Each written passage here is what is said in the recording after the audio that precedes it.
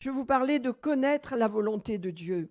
Parce que la volonté de Dieu, ça n'est pas notre volonté. Et cette volonté de Dieu, vous voyez, si on ne la connaît pas, on ne la connaît pas, eh bien, notre vie ne portera pas de fruits. Elle arrive au bout d'elle-même. Elle arrive à un moment donné où elle n'en peut plus. Je vais parler à Dieu. Vous dites, elle n'a pas parlé à Dieu avant. Ben non, non, non.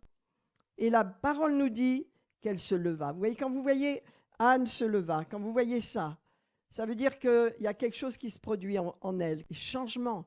Quand on se lève dans l'esprit, vous savez qu'on en a marre de subir des choses qui ne vont pas, qui sont difficiles. Dieu attend une réaction de notre part. Il attend qu'on réagisse. Ça aurait pu se passer plus vite.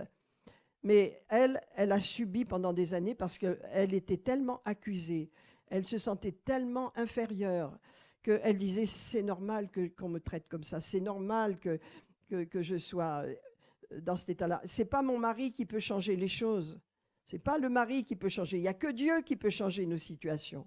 Amen. Donc elle s'est levée alors que tout le monde était en train de manger et elle est allée dans le temple.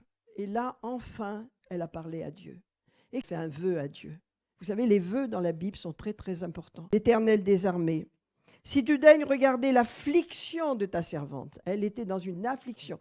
C'est plus que les douleurs, c'est l'émotion, c'est l'âme qui est blessée et blessée et blessée. L'affliction. Si tu veux regarder l'affliction de ta servante, et si tu te souviens de moi, et n'oublie pas ta servante, alors si tu me donnes un enfant mâle, c'est ce que Dieu attendait, si tu me donnes un enfant mâle, eh ben je vais te le consacrer.